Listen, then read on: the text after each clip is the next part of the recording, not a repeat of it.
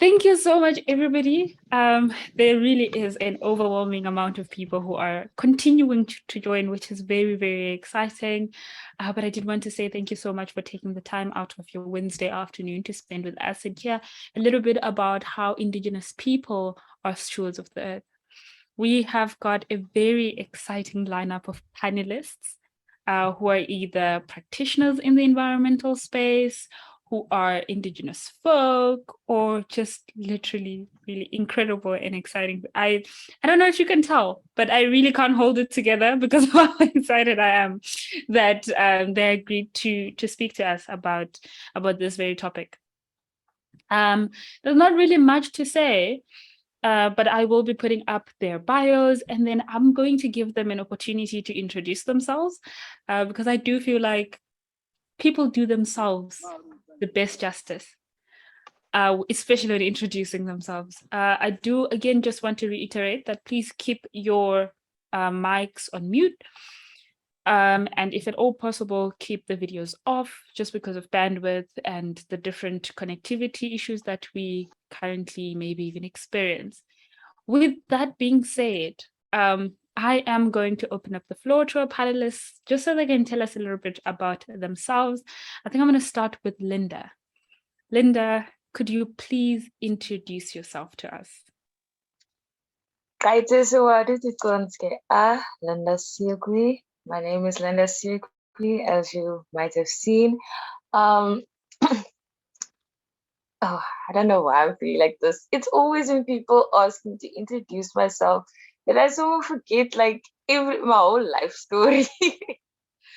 But yeah, I am first and foremost, I am a Khoisan, and I always represent that wherever I go. I try my best to, bring that Khoisan vibe. And I do this through my pages on social media called Khoi Culture with a K.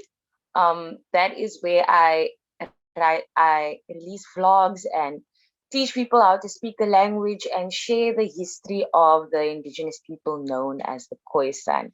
Because in South Africa, the country where I'm in, it is the first nation of the country. And I feel like it's really something that can connect us all as a people. So that's what I do, is pushing a message of unity, love, and just positive vibes in general. So once again, gangangs for having me. I look forward to the conversation. Incredible. Thank you so much for introducing yourself. That was a very powerful introduction. Not putting pressure on our other panelists. Not at all. Not at all. No pressure. I'm just going to mute everybody, so that might affect the muting privileges that you have. So if you struggle to unmute Ahmed or Hazel, please do let me know so that I can give you those rights. Okay, I've just done it. And now I am going to move on to Hazel. If you could please introduce yourself. Oh, it worked now. Great. Hi, everyone. I'm Hazel Merjinder from Uganda. I saw some Ugandans here, which is very exciting.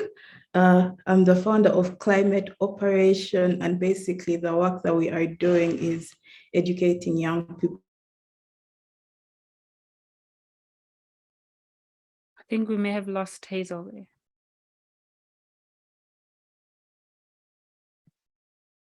But it's all good. Hazel, as soon as the internet is a bit stable, I'm sure will join us again. Swiftly moving on, Ahmed, can I give it to you? And then as soon as Hazel comes back, we can have her introduce herself.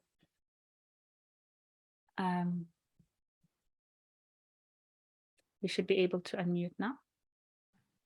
There we go. Hello, everybody.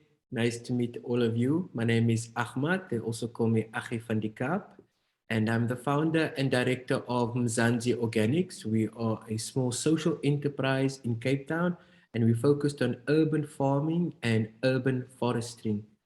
And looking forward to being here with all of you. Very exciting. Thank you so much for those introductions. I am just do you know when people introduce themselves, they're very, very humble, which is a good thing, But I'm just going to share a little bit more information that we happen to have about our hosts, about our panelists, that might help you just get a little bit into their lives. Starting with Linda, who is a vibrant, outspoken Indigenous woman on a mission. And the mission is to promote and restore the Khoisan heritage, history, and language. She does this through her movement called Khoi Culture, we've heard this, on various social media platforms. And through these platforms, she shares her poetry, vlogs, and posts, all inspired by the Khoisan people and their culture. Activism, modeling, singing, and writing are among her passions, and she uses talents to further the Khoi culture movement. Having said that, she's a lover of art, and occasionally she is the art itself. As you can see from the beautiful picture that you provided us, she is the art. But I also maybe add, I've had the privilege of meeting Linda. Linda is an absolute bomb on the stage. I watched her deliver one of her poems at one protest, and I was just that inspired. Next is Ahmed, who is the founder and director of Mzansi Organics and a Miyaoki forest maker with Sugi. Ahmed is on a journey to create urban forests, and currently so if you check the Mzansi Organics social media, you'll see there's a project underway there, and it's a Miyawaki forest, I am guessing. Correct me if I'm wrong. Correct. And Ahmed is passionate about establishing urban forests using indigenous trees and shrubs. He mimics Afro-montane forests found on the Table Mountain, range in the form of pocket forests in and around Cape Town. Ahmed has led the establishment of the Khoi First Nations Forest at the Oudemolin Eco Village. Khoi First Nations Forest is a collaboration with the Goring High Kona Khoi tribe. I'm going to ask Ahmed to say that for us. Right. Please. Corona Kona, you said it correct. Perfect. The forest is a local landmark and serves the broader community by educating visitors on indigenous tree species, biodiversity, and the benefits of rewilding urban spaces in South Africa. And then our last panelist, Hazel, is a lawyer, climate educator, and environmentalist from Uganda, the founder of Climate Operation, a youth-led organization whose mission is to make climate education more relatable, less scientific, and fun for young people. Hazel is passionate about creating more inclusive and collaborative spaces where young people, regardless of their position in the climate space, can have free discussions and collaborate together on relevant climate innovations for the future. All this very, very exciting. I'm just going to take it back a little bit to Linda. Linda, I'm going to come back to you and ask about how Khoi culture started. Why is it such a necessary component in the society that we live in? Why does it exist? And how does it link to indigenous people being stewards of the earth?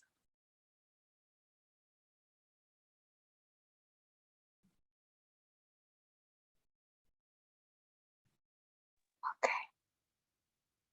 Thank you. Okay, you guys can hear me? Sorry. How it links with, sorry, you know, in this time, I even forgot the question in this time directed to unmute the mic. I'm so sorry, Michelle. Can you please repeat It's the all right. question? I can repeat it. I was asking about why Khoi culture exists and how it links to indigenous people being stewards of the earth. So why did you see the need for you to create a space where you showcase Khoi culture? Okay. It all started in, can I say, 2019, yeah. I was always okay, I can't say it all started there, but my journey, and this is when I realized that Khoi culture as a movement is something that people want to talk about, because I was on Facebook and I wrote a piece entitled Colored People Are African Too. And then there was like, the response was like massive, like thousands of people were sharing and commenting and stuff. And I was like, oh my word, people actually want to have this conversation. They want to know about their roots. Other people also want to know what is the topic. People have questions and stuff. And then I started the page. It used to be called African Advocate, but recently I changed it to Khoi Culture, just to put the emphasis on the indigenous people. And from there on, I've been growing with the page. So the page was first just about like promoting and sharing the history, and then it moved on like to languages, because I realized every time I say I'm a Khoisan, you get that people, then they're gonna be like, okay, you're Khoisan, but now speak. And then every time I felt on the spot, because I don't know my own language, I don't know my own ancestral language, and then I linked up with a cousin of mine from Robertson, and he was fluent in the language. And then he taught me, and I started reading books. And as I was learning, I, you know, educated the other people on the way. And it's really just been like a journey. So, and what I can say about like how it links into climate change is, once I became, I refer to it as stepping in. But we'll also get there. I'll explain that tapping into that, your inner self. I like to say your inner self. Um, because the indigenous people, they were very considerate of the earth. They were one with the nature. They never ate more than what was needed, never hunted more than what was needed. They had respect for each other. I'm talking about the Khoisan people now. The men and women were treated equally. There was not like a specific leader. Okay, some of the tribes had chiefs and stuff, but the main thing was just about having respect for people, respect for nature, and respect for life. And I feel like if we can all just go back to that, like the basic principles of humanity, it's based on respect for each other and life. So I feel like if we can get back to the ways of the indigenous people and just have that sense of humanity, many things will change, because we'll start to treat the earth better and we'll start to treat each other better. So, yeah. Absolutely. And off we go into the conversation. I think that's very, very powerful. And really, I think just links to the theme of why we are here, trying to explore how Indigenous people have been, are, and continue to be stewards of the earth. Hazel is back on the line with us. I do want to give Hazel an opportunity to introduce herself, just so we're all moving together in the same direction at the same pace. Hazel, please introduce yourself. I'm back again. Apologies for the network. As I said, I'm Hazel Merjinder from Uganda, and I'm the founder of Climate Operation. And the work that we do is educate young people in Uganda about the climate crisis in relatable ways, less scientific ways, and just trying to make climate education more accessible to them so that they can start to innovate around climate action. Very excited to be here to listen to Ahmad and Linda. Thank you, Hazel. And just before I move on to Ahmed, follow-up question would be, how does the work that you do tap into using Indigenous practices? I know that you are a practitioner in the climate space, your organization, Climate Operation, I think it's in the name. I'm just really sort of wanting you to sort of give us context around the work that you do and how it taps into Indigenous knowledge, and how you may be acting as a steward of the earth, just through your organization, or how you're involved in the environmental space.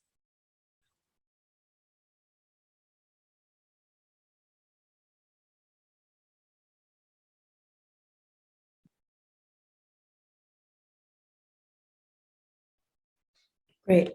So very good question. Well, as Linda said, Indigenous knowledge is more or less this true and tested knowledge that Indigenous people have used. Basically, they use it to live.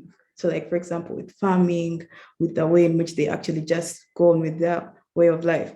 And with climate operations, something that we do, because we do a lot of education in communities and in schools, something we realized was the moment global north actors come into Uganda to implement these solutions, they usually actually do not collaborate with communities.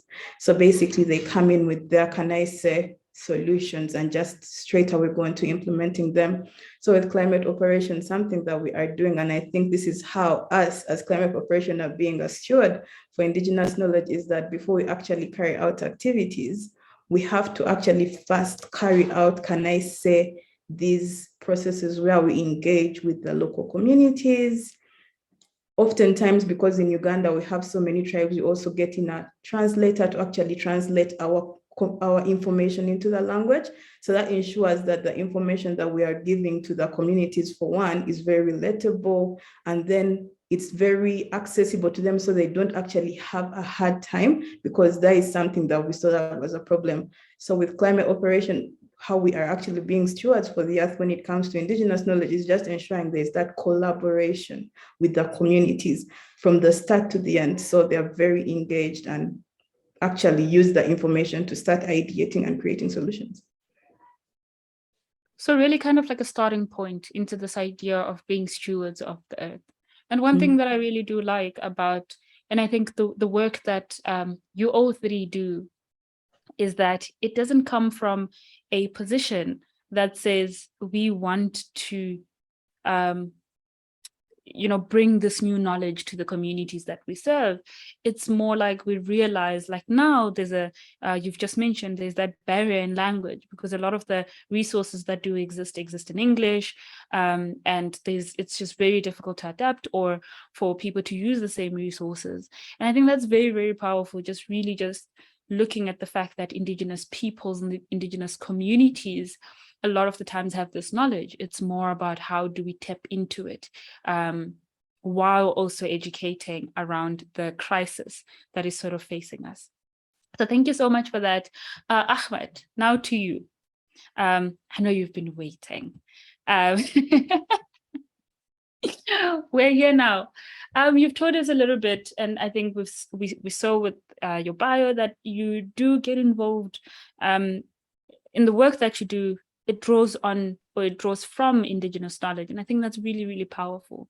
I guess the question that I am posing to you is, I think, similar to that. Like, how do you tap into Indigenous knowledge? I mean, we know that you do, but how do you tap into that? And how important is it that, firstly, in your work, it's important to draw from Indigenous knowledge, but secondly, in the space that we exist, why is it such an important thing that we tap into Indigenous knowledge when we come up with solutions like the Miyawaki forest that you are currently putting together? Hey guys again, and thanks for the question, Michelle. So the way that the work that I'm doing with forests, how do we draw from this Indigenous knowledge? And this is something I want to share that all of you can do wherever you are if you want to start an Indigenous forest. Step one is to go and visit an Indigenous forest. Go to the closest forest, and that is what I've done. Part of my research before I started to do forest in the urban area, I did hike around the Table Mountain range to go visit where are, like in cracks and creeks, like in Skeleton Gorge, Nursery Ravine, you have Echo Valley and Spacebone. These are places where trees were never, ever touched, right? So step one is to go and visit these trees. And this is how I draw and, so to say, tap into Indigenous knowledges through when I'm visiting these forests and doing surveys of this forest, marking out a small area, or just observe this forest when you are there. How close the trees are growing to each other. It's fascinating. And how they grow next to each other, on top of each other. What kind of trees are growing, right? And this is how I first would survey the mountains of the forest before I would come and plant these out. So so yeah, that's something that everybody can do, and I hope that you can take that with you guys today. Like if you want to plant trees, right? And this is a great way that we can, in line with climate action. The best thing that we have, the best technology, guys, that we have out there is to plant trees. And the more you plant, the more carbon that we can sequester. But importantly is to implant indigenous trees because they attract the natural biodiversity. They attract the right bees, the right microbes we can't even see in the soil that needs to keep this beautiful earth alive, right? And it looks very wild, right? When you're going into forest, it's so thick, you can barely walk through it. And this is what we take and we do it on the Cape Flats, so in urban areas around Cape Town, is plant trees, 3 to 5 trees for 1 meter square, right? This is mimicking the indigenous knowledge or the knowledge from the earth, so to say, because it's not necessarily from a people that I'm taking this knowledge from, but it's from nature itself as being the encyclopedia for knowledge, right? And before your indigenous forests disappear, go and see what is growing and pay attention to what is growing next to each other, how close they're growing, and mimic that in your urban spaces. Thanks, Ahmed. And I think that is so powerful. Just what you've said, it's got me thinking that indigenous knowledge often in itself is often knowledge that's drawn from our immediate environments, which brings me to the next question, which is, how do you define indigenous knowledge? And I'm going to pose this question to Linda first, and then give the rest of our panelists an opportunity to answer. So how do you define indigenous knowledge? Okay. My personal indigenous knowledge, I can say, I would just say it's listening to the inner you, the inner self. That's how I define it. Because if I know where I come from, and I don't know if it might sound crazy, but I feel like when I'm still and I just sit, I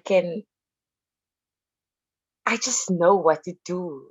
It's like I was in Robertson over the weekend, and my great-grandmother's from Robertson. They worked on the farms there, and I went there. I've never really been there. I've been there a few times, but I don't know it. And I was driving with my brother, and we were nervous because we might get lost. But then I was like telling myself, no, man, this is my ancestral grounds.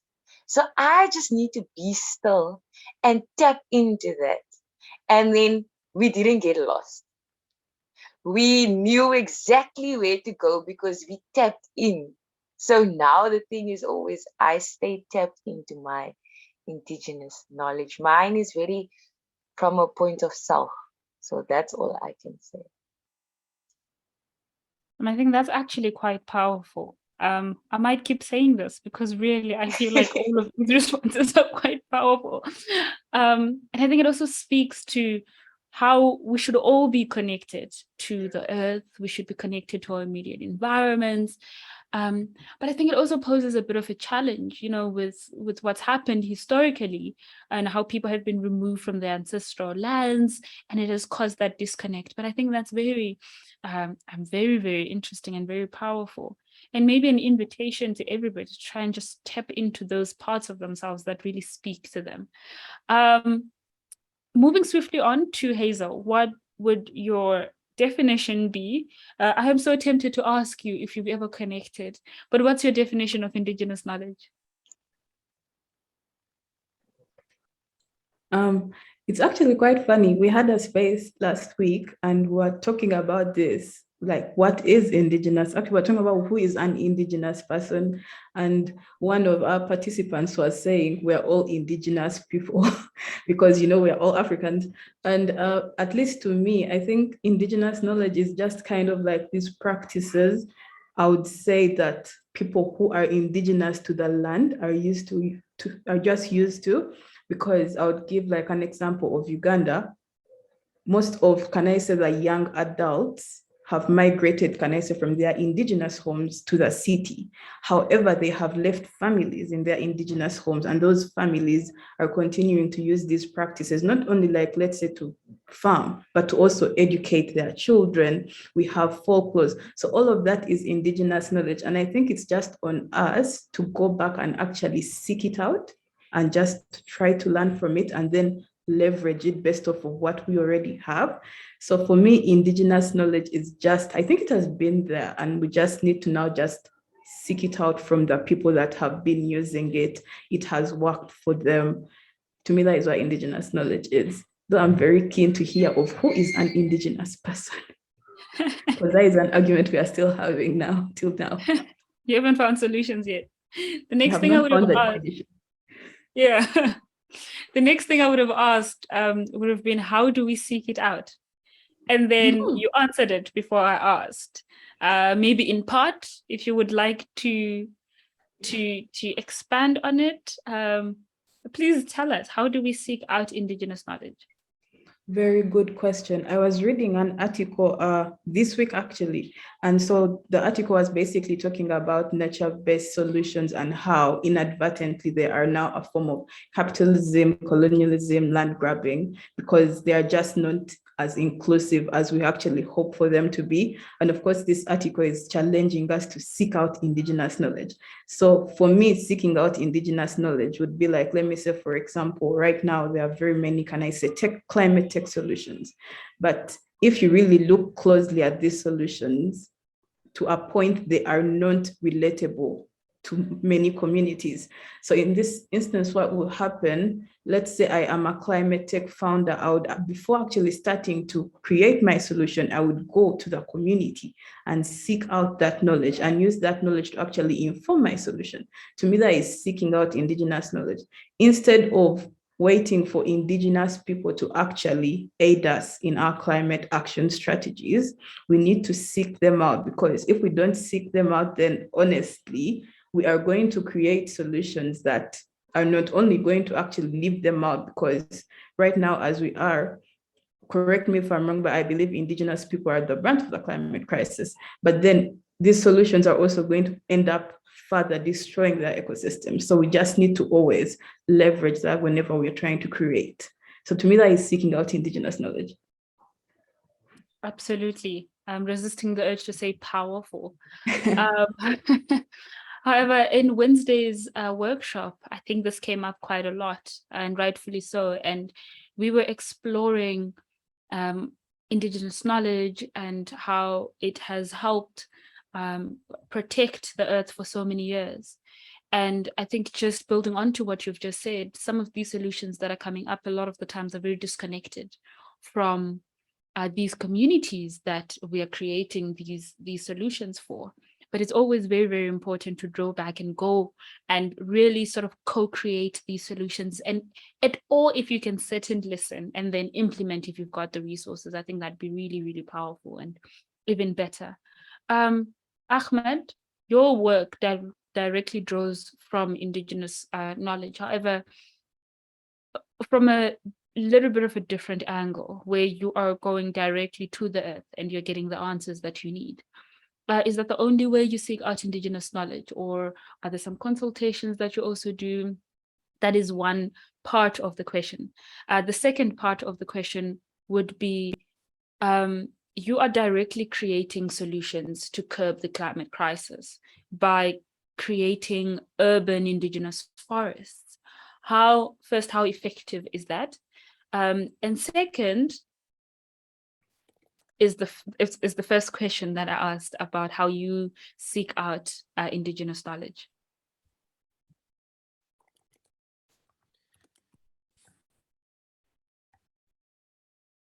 Thanks for the question, Michelle. And so first of all, I was also, rethinking of what the other panelist was thinking, and just rethinking what is this indigenous knowledge, and how Hazel was saying, one of her students or colleagues was saying about that, we are all indigenous. And I was just thinking about that now. It's like, well, if we are all not indigenous, then we would not be from this planet. We would not be from this world.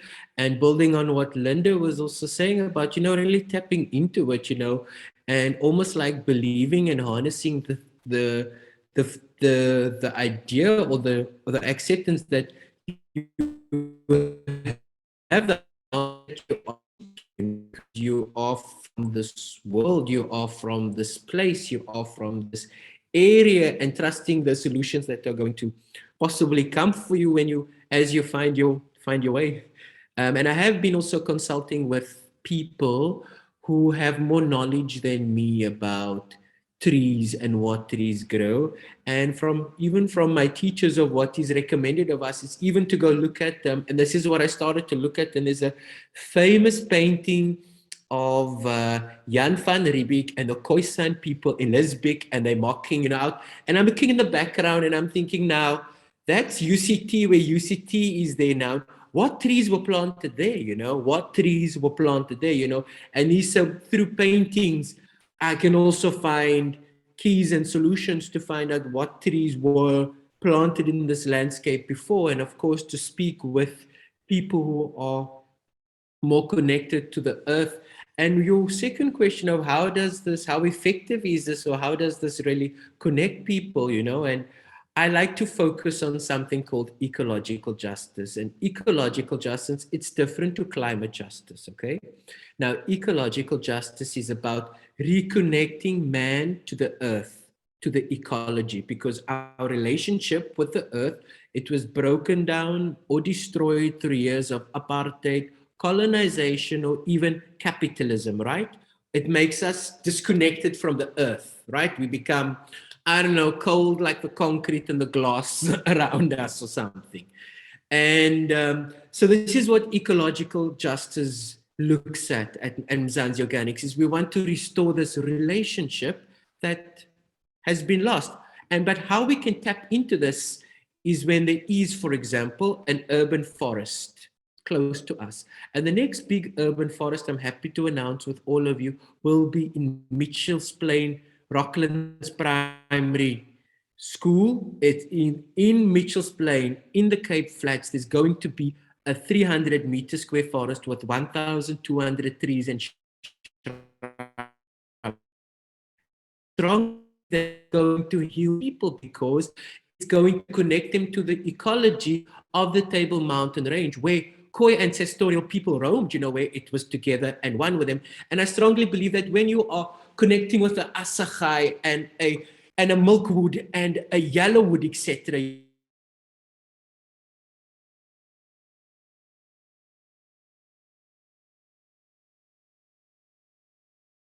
all of a sudden forest, and this pocket forest is reconnecting us, firming us, and grounding us to the earth. Thanks a lot, Ahmed. I think the common messaging that I'm getting just from all of your responses is, we have some form of compass within us that allows us to seek out Indigenous knowledge and maybe even connections. Second is to really pay attention to the environments that we come from, because they hold a lot of information. Third would be to consult older people, Indigenous folk. And I think we also got a little bit of that when Linda was speaking about how, Linda had to go all the way and meet a cousin who spoke the language so that she could learn. And I think that is very, very important. Right now, I really would be doing us a disservice if I did not read some of the comments that are coming out through the chat. I've been glancing over and I've been like, that is great. That is such an amazing comment. And I want to come to the chat and just read some of the either questions that have been posed or some of the comments that are coming through. So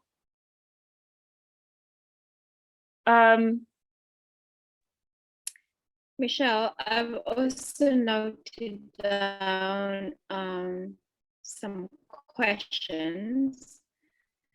So maybe while you are glancing over some comments, I could maybe just read one or two. Is that okay? Yes, go for it. Okay, so question number one is from Kopano. And this question is directed to Linda, but I think the other two panelists could also answer this. And it says, in an effort to sustain traditional practices, in an effort to mitigate climate change, how do you ensure that this indigenous knowledge and these practices are not sold for profit, as we have seen done many times by the private sector? So how do we ensure that some of these practices and knowledge are not being sold for profit by the private sector? So that's question number one. And another question from Achford. And he says, what is the difference between indigenous knowledge and local community knowledge? That one is very interesting. Wow. Again, what is the difference between indigenous knowledge and local community knowledge? Do we have a volunteer? I can I see volunteer Linda. tribute. I'll Perfect. I saw volunteer Linda and then tribute. I saw Ahmed. Yeah. Okay. The thing is, I feel like it goes back to what I said at the beginning about respect. So if like now recently there's been a lot of controversy, and it's been a case that was going on for years between the Khoi and the Rooibos companies, because Rooibos, I'm sure if there are people here who don't know what Rooibos is an indigenous tree plant. So they make tea and it's very nice. It's making millions years exporting, and that they got from the indigenous people because they used herbs and trees and stuff that had all kinds of effects. And they've been exploited now for years. And I think it was last week, the Rooibos companies paid a few million to the Khoisan Council. I think, to come back to the question, that was just for some background. To come back, if those Khoi people didn't take it upon themselves to actually push through the court case and state their case and take matters into their own hands and not go down without a fight, then none of that would have happened.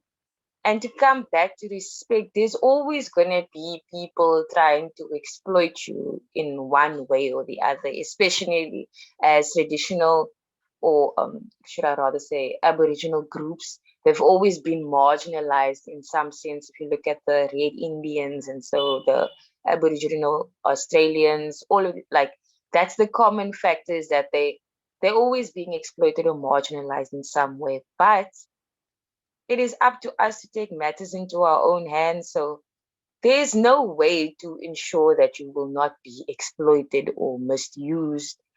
I can just say you need to stand and say, no, we're not going to do this. As a people, we're going to fight for our rights and we're going to see this thing through, because there's no other way.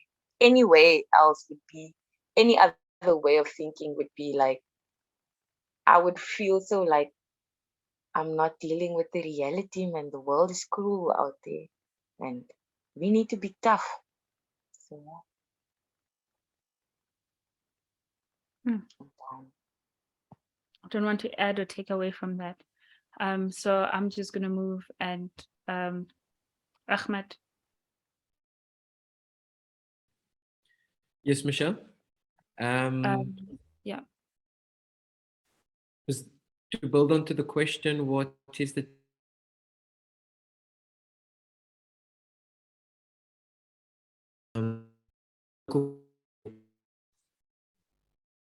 that was the question? If you can give me 1 minute. Can I please ask that everybody please turn off your cameras? Maybe Ahmed, you can just leave yours on, just for the bandwidth and everything. I'm going to turn mine off as well. I can repeat the question, Michelle, for Ahmed. Yes, So please. the question was, how do we ensure some of this knowledge and traditions are not being sold for profit by big corporations? Like we are saying, like, you know, Linda's example with the rooibos tea.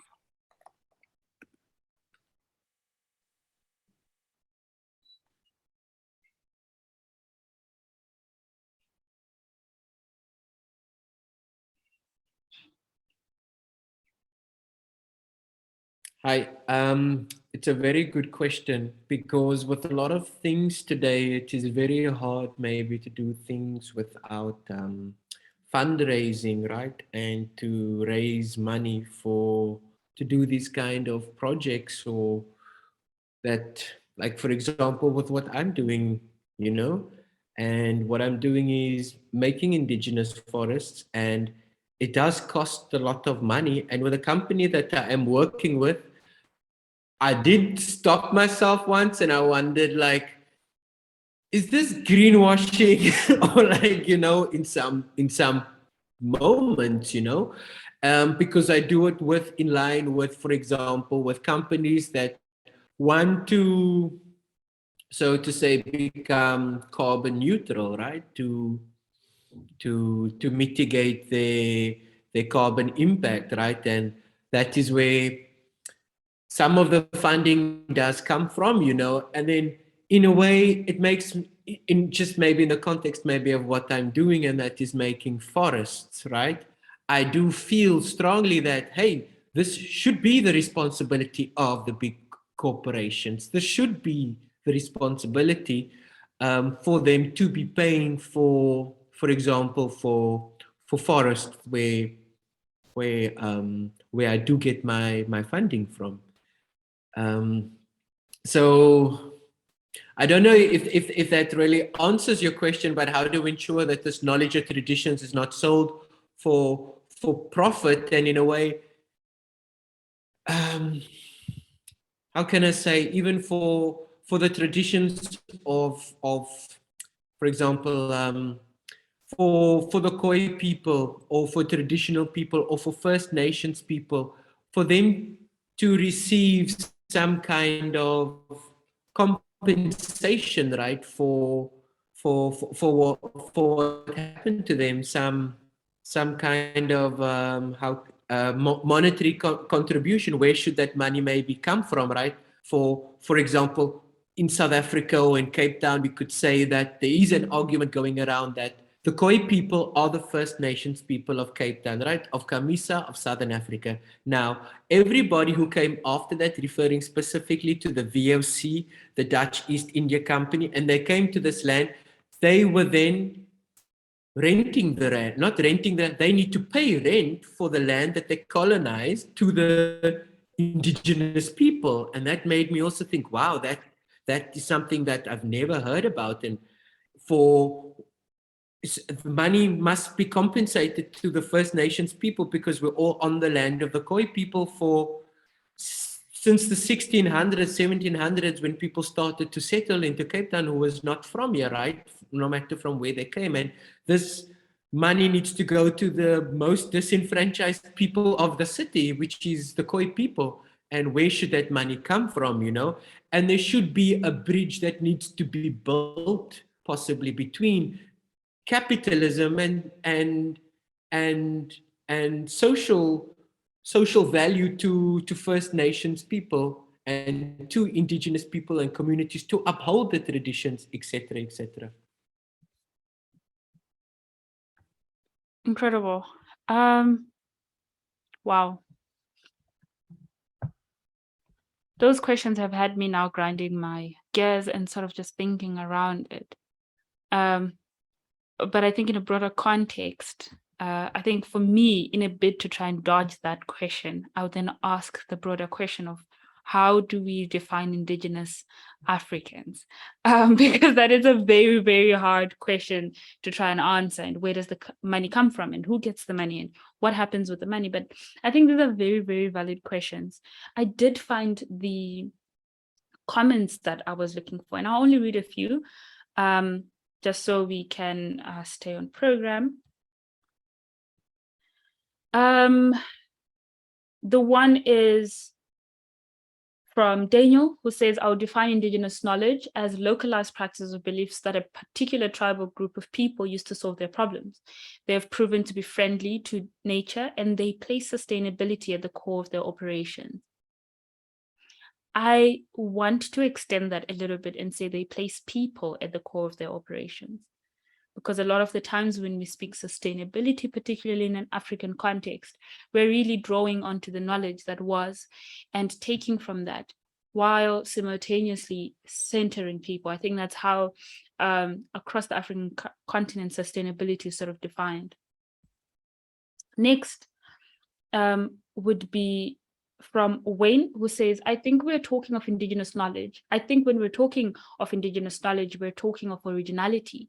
There's nothing that has to be added or subtracted for something to come up, but it's just there. Sometimes you can't even tell or understand how it came up. For example, if I go to South Africa and be a citizen there, I may say by bus or on air, and looked for citizenship, but I can't explain why I'm a Zimbabwean, except saying by birth, there's no further explanation about it. So indigenous knowledge is all about original information to a place. And I am so tempted to read through all of these comments, but I know you'll forgive me for not currently. But there is one comment that directly responds to the conversation we've just been having now about compensation and who's indigenous. And the comment is, "I think to ensure that the knowledge is not sold or taken advantage of by big corporations, I think what needs to be done is to partner with local people on building the knowledge centers from the grassroots where they know the value of their information."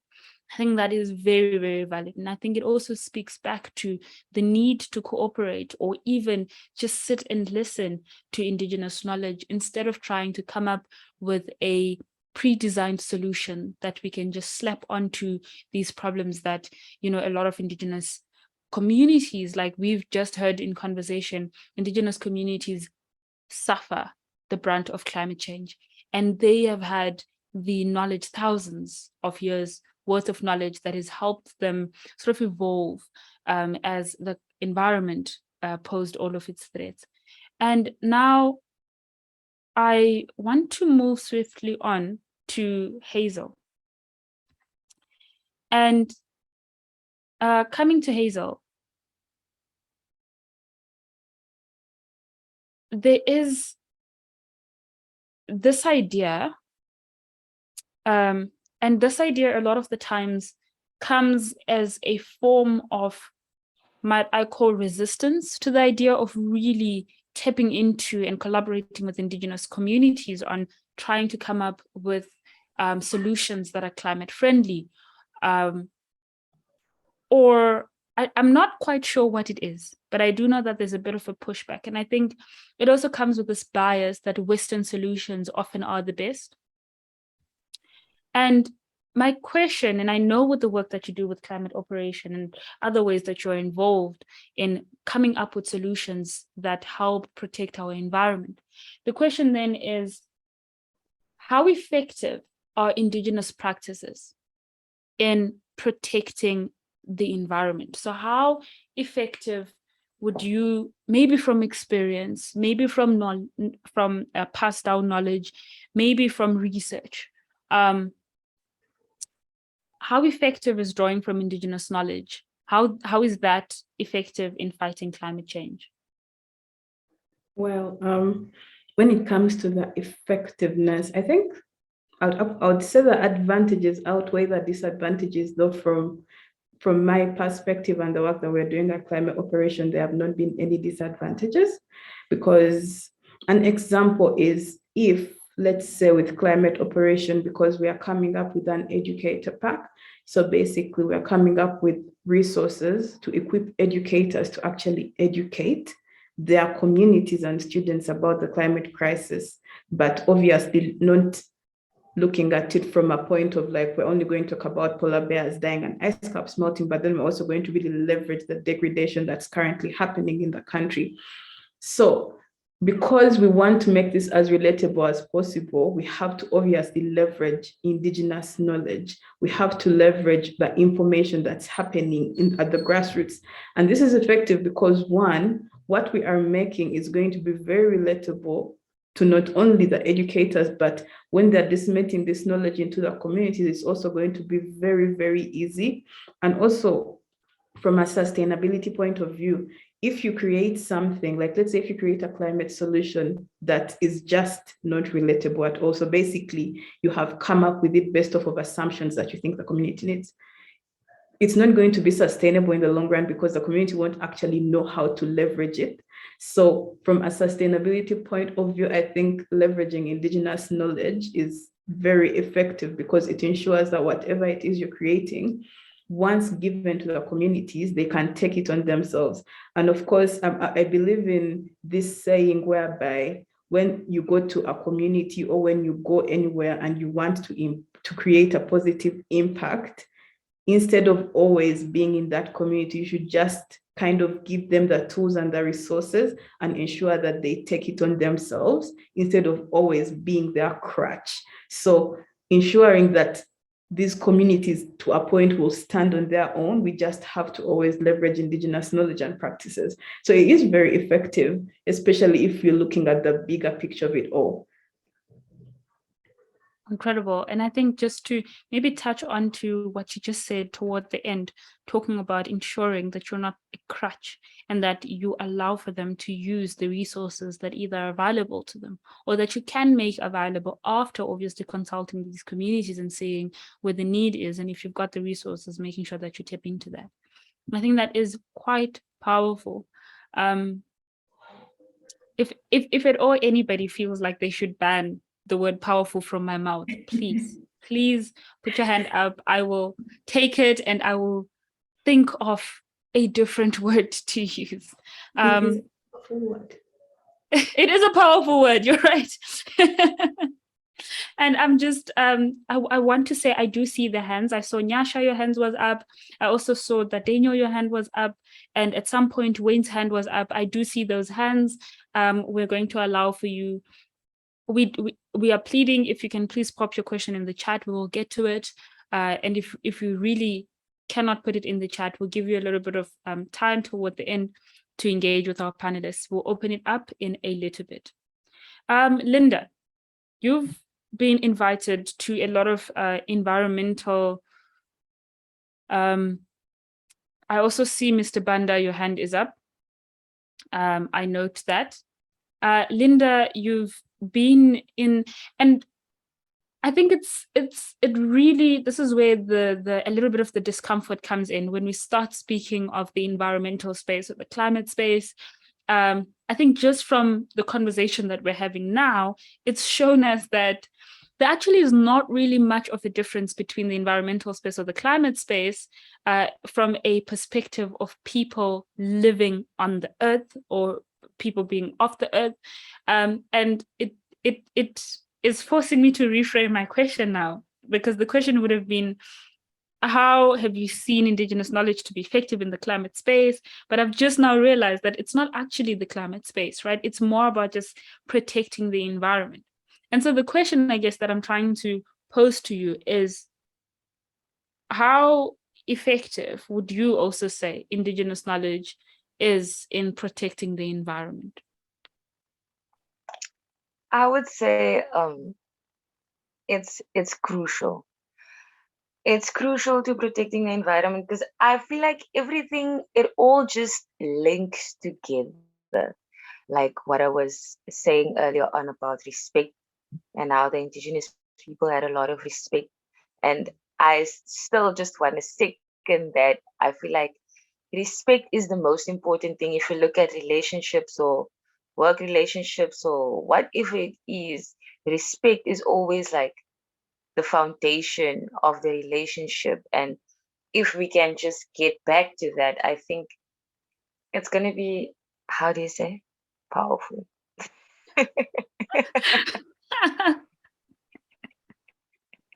Yes. I've got a second person seconding me, so I'm going to be using this. In the chat, we've got more comments. One says Indigenous knowledge is sustainable in the sense that people acquire this from their family members or community members. Most of the practices are culturally acceptable and have no resistance from people to adopt. And I think this also speaks directly to trying to come up with these solutions that you try to introduce to a community and then end up saying, actually, X and X community does not really care about climate change. Why? Because you're trying to force the so-called solution that you've drafted. Next is Rose, who says, sharing knowledge through storytelling helps to create awareness on climate change. So I feel Indigenous knowledge is very effective in climate action, which I think is absolutely true. And I guess this is where I think the meat, I wanted to say the meat of our conversation sort of is. But it is, and I can't find a substitute for that. This is where really the body of our conversation sort of is. How do we leverage Indigenous knowledge in order to protect the environment so that future generations are protected from climate change? We've heard a lot about the advantages of climate change. We've heard a lot about the advantages of Indigenous knowledge in fighting against climate change. The next question that I want to ask, and I will pose it to all of our panelists, first with Ahmed, is climate justice, or I think you used the term ecological justice, is it achievable with the exclusion of Indigenous knowledge and practices?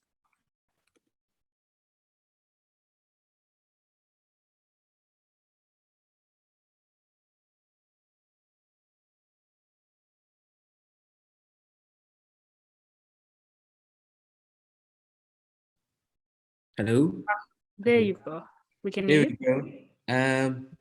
Absolutely not achievable without the inclusion of Indigenous knowledge. And we heard from our panelists, and I've been reading through the comments, and we cannot stress more on the importance of Indigenous knowledge and community knowledge to achieve ecological justice with reconnecting people to the earth as well. As the knowledge is with Indigenous people and the custodians of the earth, they know what is needed, and consultation is always important, and that is something that we do a lot in Mzansi Organics. When we are working and connecting with communities, it's very important for us to listen firstly. Like Hazel also says, you cannot just come with a solution with a top-down approach. You need to listen to communities and to people, and to include these ideas and these visions into the bigger picture when you are implementing climate solutions. Thank you so much for that, Ahmed. Hazel, I'll give you an opportunity here to also chime in. Do you think that climate justice, environmental justice, or ecological justice is at all achievable without through the exclusion of Indigenous knowledge? Amazing question. So I will just pop this article that I was talking about here in the chat for everyone. And just like Ahmed has said, no. So climate justice cannot be achieved with the exclusion of Indigenous knowledge and practices, because especially if we are talking about creating climate solutions, if Indigenous knowledge and practices are actually excluded from these climate solutions, taking into consideration that right now Indigenous communities are at the brunt of the climate crisis, then climate justice will not be actually achieved. And then we're also looking at, for example, if we actually do implement these climate solutions without, considering Indigenous knowledge and practices, then in turn, we're actually just going to damage the ecosystems of these areas and this land. So from a climate justice perspective, and I think just a climate action perspective, the moment we exclude Indigenous knowledge and practices from what we are doing, then I don't think climate justice can actually be achieved. Amazing. And Linda, I'll pose the same question to you. And while Linda responds to that, there's a very, very important comment. All comments are very important. There's one that's just stuck to me now. I'll read it. And while I do that, after Linda goes, can I ask that, I saw the hands that were there earlier. Can I ask you guys to prepare your questions again? After I read this comment, I'll open up the floor for people who have direct questions to our panelists, be it via the chat, be it you needing to be unmuted. Please do put your hand up so that we can ensure that you get that opportunity. Linda, do you think that climate justice is achievable if we exclude Indigenous knowledge or Indigenous people?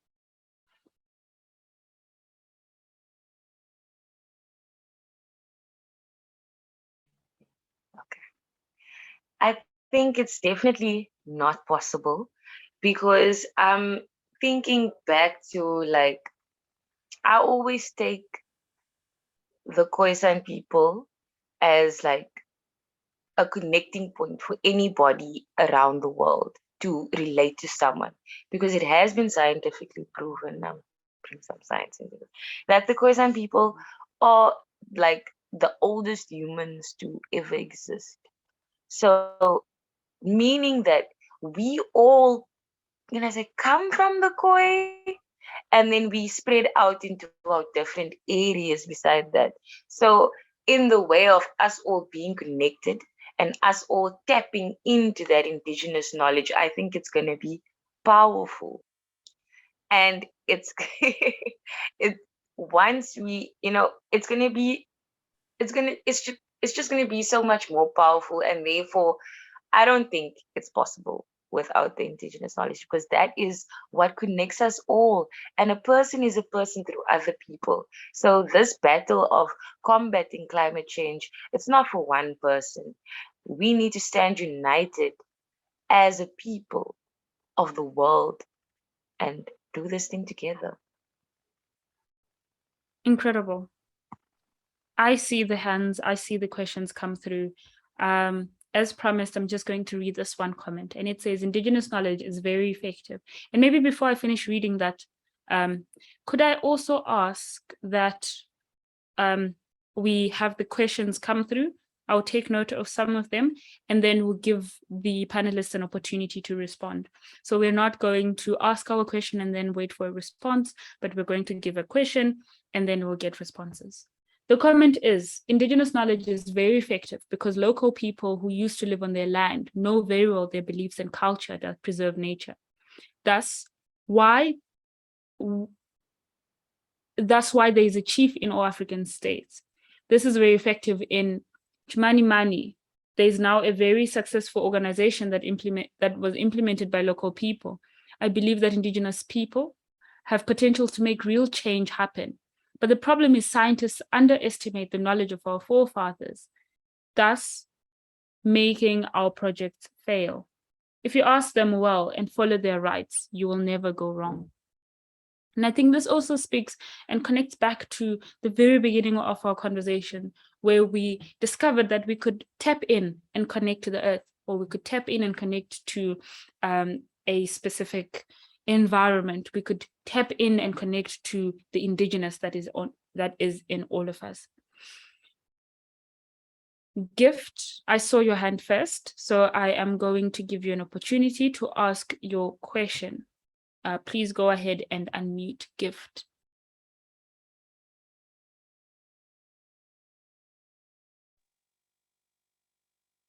Hi, good evening. I hope you're able to get me. For me, it's not really a question. I'm coming from Zambia, the eastern part of Zambia, Eastern Province, Chipata district. So particularly, I just want to ask Hazel if she can provide some contacts with her so that possibly can have a chat over the same stance. I don't know if that would be possible with her. Sure, that is what I wanted to say. Thank you. Thank you, Gift. Hazel, the request is that you please provide your details so that connections can be made. I'm just going to move on quite swiftly. Clearly, I see your hand to Gideon. Gideon, could you please unmute?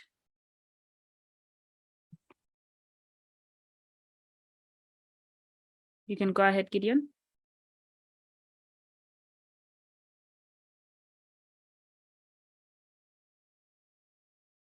If you can hear us, we can't hear you.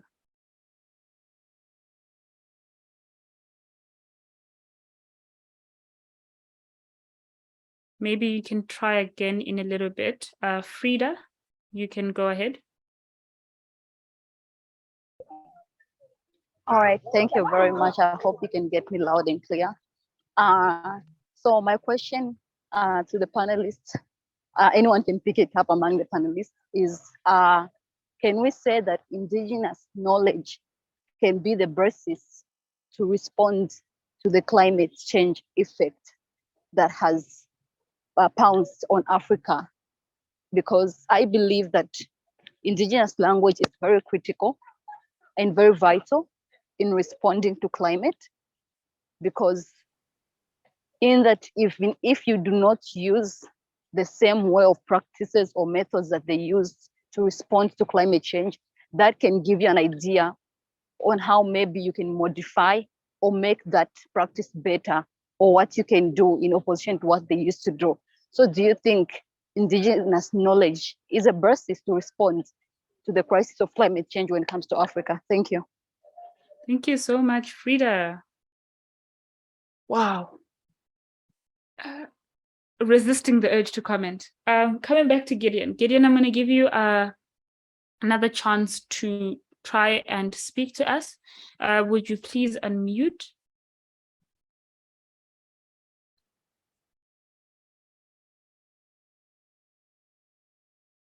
Oh no, we still can't hear you. Could you please try and type your question and pop it in the chat? No more. Your hand is up. Please go ahead.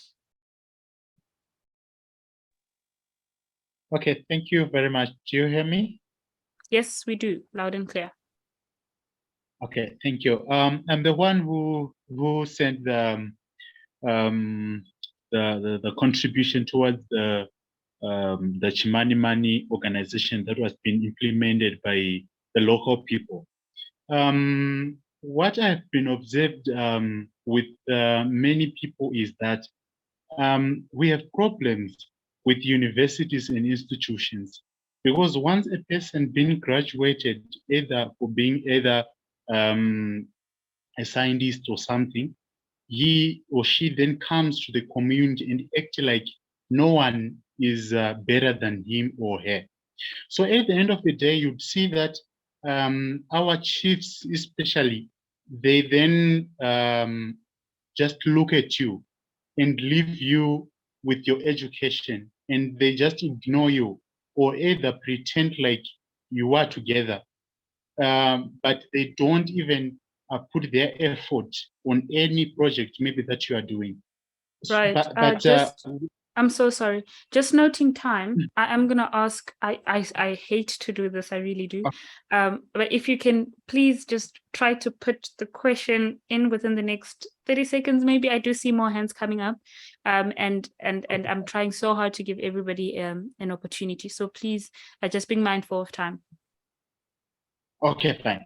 My question now to you all is, what best we can do to synthesize our indigenous knowledge so that we can facilitate projects that can having successful stories at the end.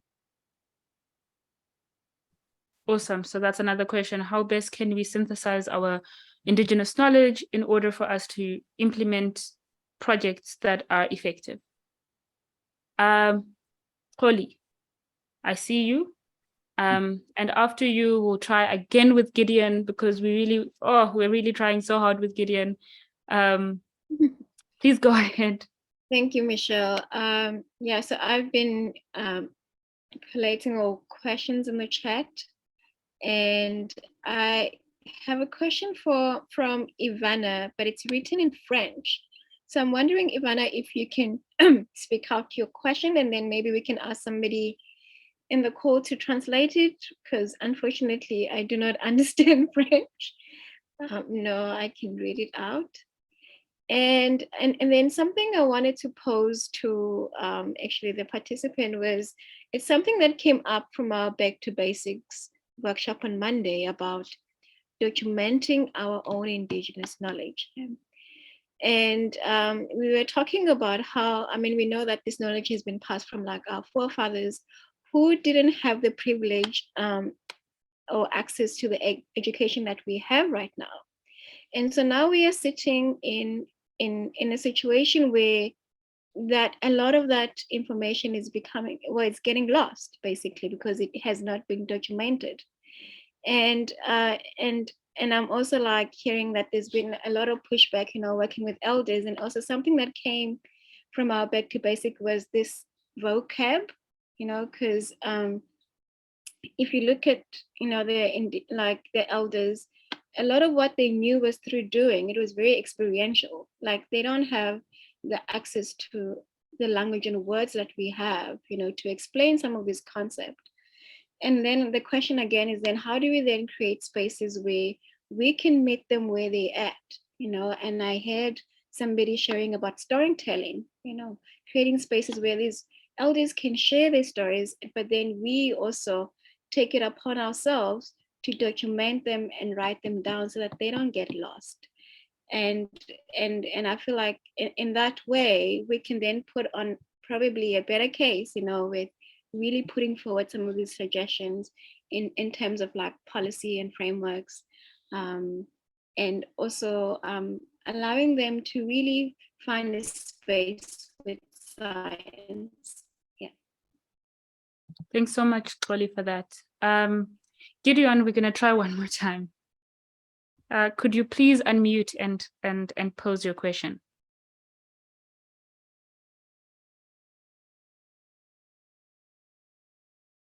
Sadly, we still can't hear you. Can I please ask that you type your question and you put it in the chat? Hazel answered the question to normal, to say one idea would be for one to play to their strengths based on the university degree they have achieved by using these skills, whatever they are, in an effort to pioneer Indigenous knowledge for climate change. I believe this would be very impactful. Might I also add that this comes from Hazel, who did go through traditional school, who is a lawyer by profession, and is drawing, is mixing the best of both worlds, traditional knowledge as well as Indigenous knowledge, and implementing solutions that really service the demographic that, you know, she services, and that would be in Uganda. And perhaps, this is me, perhaps Hazel and Adore Margaret can be linked, because Margaret says, I'm currently a primary school teacher in Uganda. How best can I integrate Indigenous knowledge in the curriculum to my dear children? I want to leave that conversation to be between Margaret and Hazel, just because of time. But I do also want to invite, in the last 2 minutes, if anybody has any other suggestions, to please pop all of those in the chat. I do want to read some contributions that we've had. Luindi says, Indigenous communities have been caretakers of the environment. They protect the environment and also respect the environment. There's a wealth in Indigenous knowledge which can help mitigate climate change. We just have to listen. Sizwe says, climate change cannot be achievable if we exclude Indigenous people. As Africans, we're spiritual people by nature. We're rooted. Actually, we're supposed to be rooted, but we're not, which leads to the havoc that's happening in our land. If we're going to actually go back and tap into our spirituality, we can be a powerhouse, powerful continent. We're rich in knowledge as Africans, knowledge that we do not acknowledge from the wise people. Again, if we go back to our ways of doing and decolonize our minds, take out what we're fed, then the issue of poverty and economic poverty and economic loss can be resolved. This needs a united Africa to be possible. It needs selfless people. Tafadzwa says Indigenous knowledge is subjected to politics and science because Indigenous knowledge does not have theoretical explanation. It's based on belief. And I want to add, it's based on belief and practice. And since not everyone might have the same reason to be challenged by other sources of knowledge that they are or can be scientifically proven.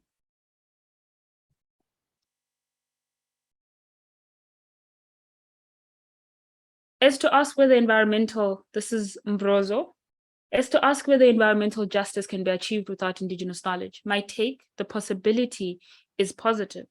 Nevertheless, its inclusion will really, really make a huge positive impact, provided measures are taken to make it understandable by masses, so as its implementation is effective. One last one. We need to integrate these ideas and facilitate for real change to happen. The problem is people need to lead, yet our community doesn't need leaders, but facilitators. Everyone matters towards conserving nature. Don't underestimate the power of kings. It's been 2,000 years since the planet existed, but industrialization caused some threats. And quite sad, so sad, we have reached the end of our dialogue.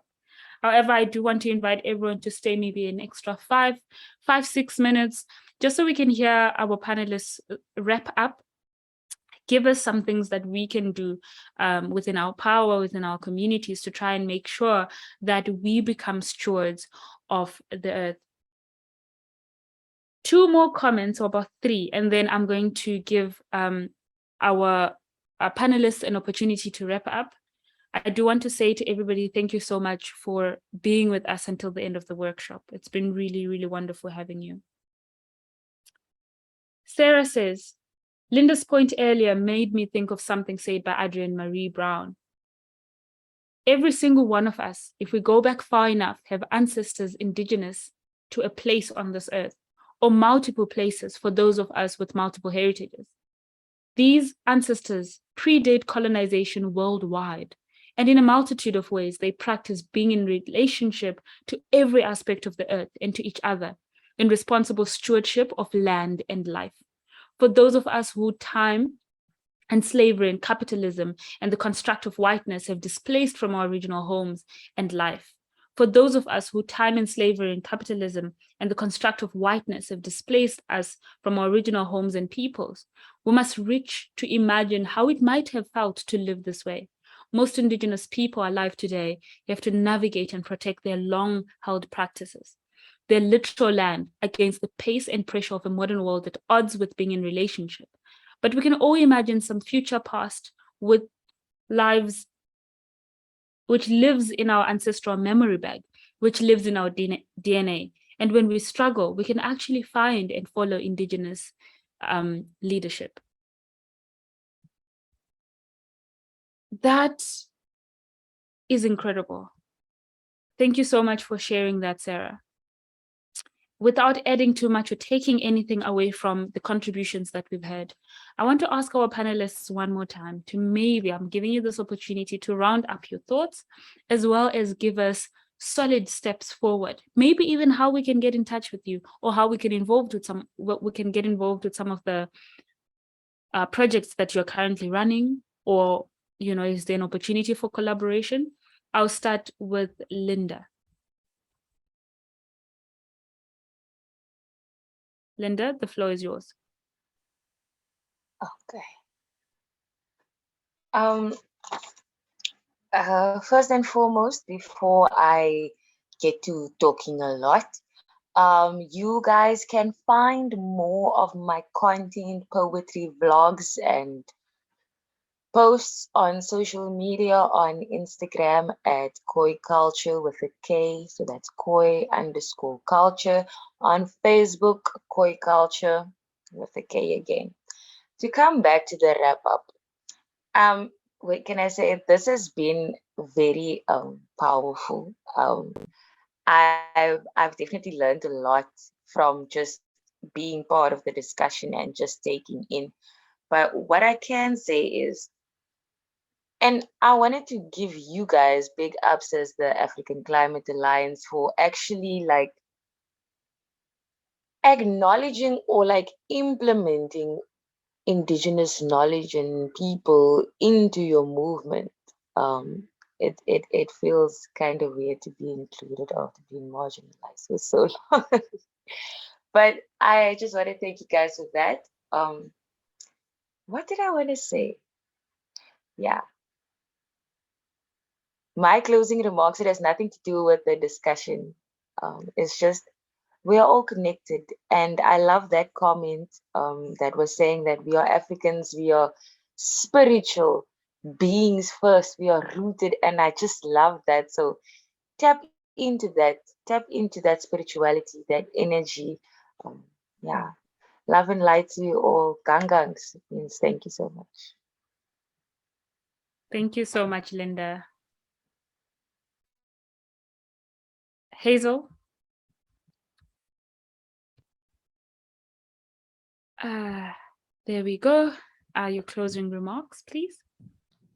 Closing remarks. First of all, this was amazing. I have learned so much from Ahmad and Linda about not only Indigenous people, but Indigenous knowledge and practices. So this was really great. Steps for everyone that has attended on basically how they can continue this. I think first of all is to educate ourselves more.